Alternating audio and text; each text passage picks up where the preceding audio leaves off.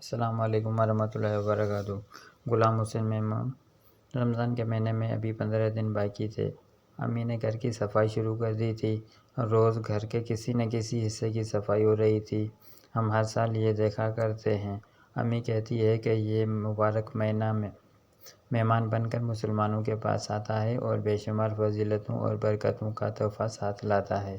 میں چونکا۔ رمضان کی آمد سے قبل ہی امی سے کہہ چکا تھا کہ مجھے اس بار روزہ ضرور رکھوائیے گا۔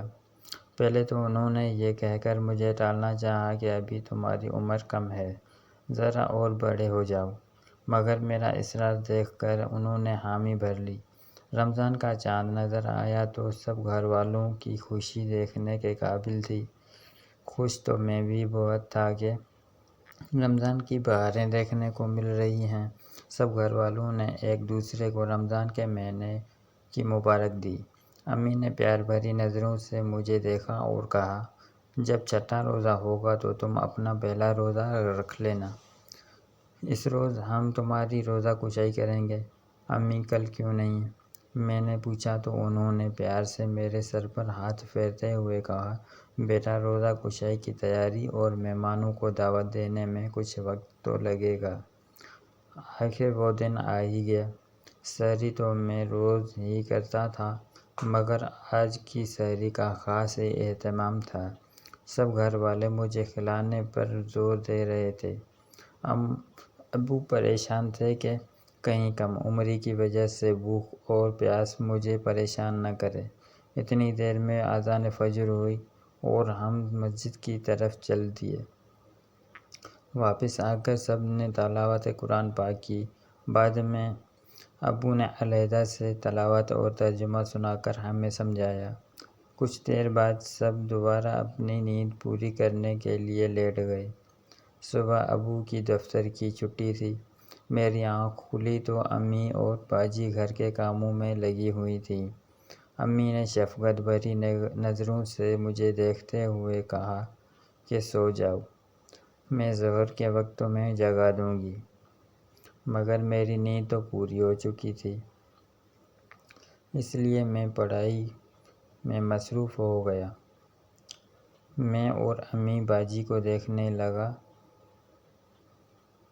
کہ وہ کس شوق سے مہمانوں کے لیے اہتمام کرنے میں مصروف تھیں۔ دوپہر کے وقت پیاس اور بھوک کا احساس ہوا، مگر میں نے روزہ کا تصور کر کے اسے کوئی اہمیت نہ دی۔ روزے کے تصور سے ہی میرا دل بے حد خوش تھا۔ نماز ظہر کے بعد ایک بار پھر تلاوت قرآن پاک کا موقع ملا۔ اس کے بعد میں ہمدرد نونہال لے کر مضامین اور کہانیاں پڑھنے لگا۔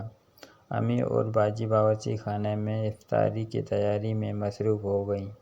عصر سے کچھ دیر پہلے پیاس نے پریشان کیا، مگر میں اس وقت ٹی وی پر روزے کی فضیلت پر بیان سن رہا تھا۔ عصر کے بعد بھوک اور پیاس کی شدت میں اضافہ ہوا۔ اس وقت امی باورچی خانے میں کام سے فارغ ہو چکی تھیں۔ انہوں نے مجھے بستر پر لٹا کر میرا سر اپنی گود میں رکھا اور میرے سر پر ہاتھ پھیرنے لگیں۔ روزہ افطار کا وقت قریب آ رہا تھا۔ میرا دل خوش تھا۔ پہلا روزہ مکمل ہونے والا تھا۔ کچھ مہمان آ چکے تھے اور باقی مہمانوں کی آمد جاری تھی۔ اذان مغرب کے ساتھ ہی میں نے سب کے ساتھ روزہ کھولنے کی دعا پڑھی اور کھجور اور پانی سے روزہ افطار کیا۔ اس کے بعد شربت، پھل اور سموسے کھانے کے بعد نماز پڑھی۔ روزہ رکھ کر جو روحانی خوشی مجھے ملی تھی، اس نے میرا شوق اور بڑھا دیا۔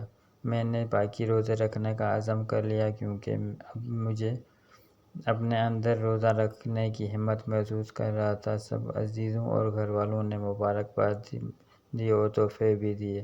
کھانے کے بعد مہمان رخصت ہو گئے اور ہم نماز عشاء تراویح کے لیے مسجد کی طرف روانہ ہوئے۔